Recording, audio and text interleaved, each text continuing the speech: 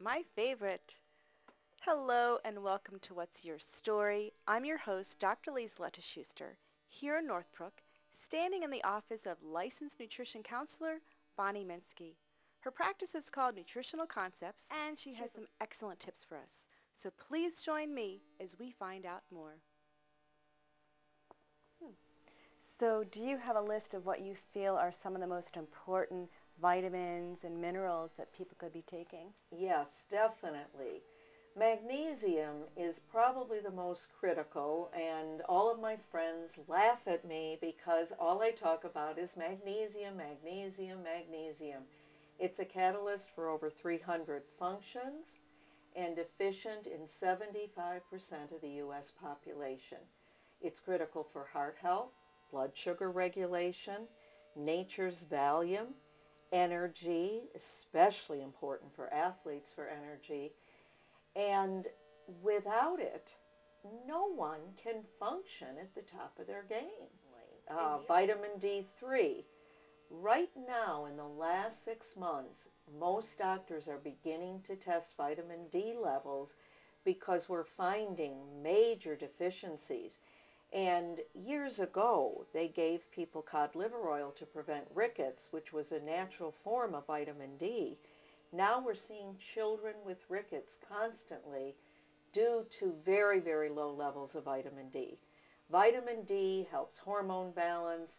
There are some studies showing cancer prevention, critically important for bone health and the immune system.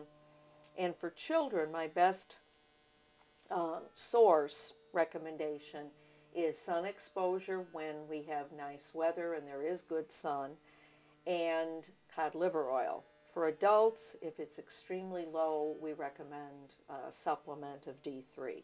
Make sure it's D3. D2 is not as well absorbed. Then we have the B complex nutrients. Those are nutrients most people know about, but most people don't realize that if they take B6 as a stress vitamin, and also is a natural way of removing fluid from the body if you have excess fluid, they don't realize that without magnesium, it's extremely poorly absorbed. So it is critical to take magnesium if you're going to take B6. B12, folic acid, we're quite aware of the benefits of that. B12 aids digestion, has a lot to do with healthy DNA. Folic acid is critical for pregnant women, and there are definitely studies showing it's a preventative for dementia as well. So those are the three that I would say are the most critical nutrients for everyone. And calcium is so overprescribed, and the dosages are so ridiculously high. One of my mentors, Dr. Mildred Seelig, she was the foremost authority in the world regarding magnesium. And she said Finland had serious heart problems from calcification in the arteries, major kidney problems from a 4-to-1 ratio of calcium to magnesium. In the United States, it's a 6-to-1 ratio. But calcium is extremely important only in levels of 600 milligrams as a supplement. If you take a little bit more, excuse me, in foods, it's fine. But never take more than 600 in a supplement because you will start seeing calcification. So from all of your years of experience, what are some of the dietary things that you would recommend people do? We have schools preaching the food pyramid. We have hospitals with big pictures of the food pyramid. We have doctors recommending the food pyramid, dietitians recommending the food pyramid. I will tell you that the food pyramid is a joke. When you look at the world population and you look at what the healthiest diets in the world are, such as in Japan and in the Mediterranean, particularly in Crete and other areas of Italy, where milk is not a staple in the diet. 66% of the U.S. population is lactose intolerant. We also see that milk is the number one food allergy. We see that wheat is the number two food allergy and the highest gluten food. 1 out of 133 people in the United States are celiac, which is 100% gluten intolerance. And so even about 1 in 50 have some gluten intolerance.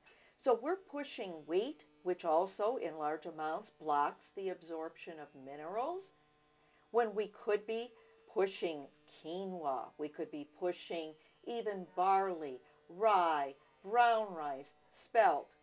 We recommend the circle of health.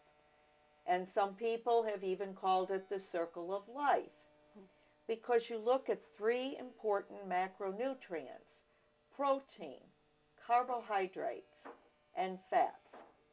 So along with the circle of health, are there other things food-wise, dietary-wise, that you recommend for people to do? But I started seeing client after client coming in with problems that even eating a healthy diet did not correct. And so I began looking into food sensitivity, food intolerance, and food allergy, looking at not just true food allergy, but yeast imbalance as an intolerance, looking at the gluten intolerance issue, and other food sensitivities, which we now have a wonderful blood test that can test for over 200 foods and food chemicals, because when you put someone on a healthy diet and give them the nutrients they need and they're still not well, we do have to look at food intolerance, which is very common. Food allergy is not that common, but in this country it is very possible that as much as 30% of the population has some type of food intolerance. Well, you have given us a lot of things to think about, some of the most important nutrients, some things dietary-wise. I appreciate all of your great advice, and Bonnie is living her dream. She had a dream quite a few years ago from something that happened with her daughter. That spurred her to have a passion. And remember, each one of us has a passion inside of us. So always go for your dreams.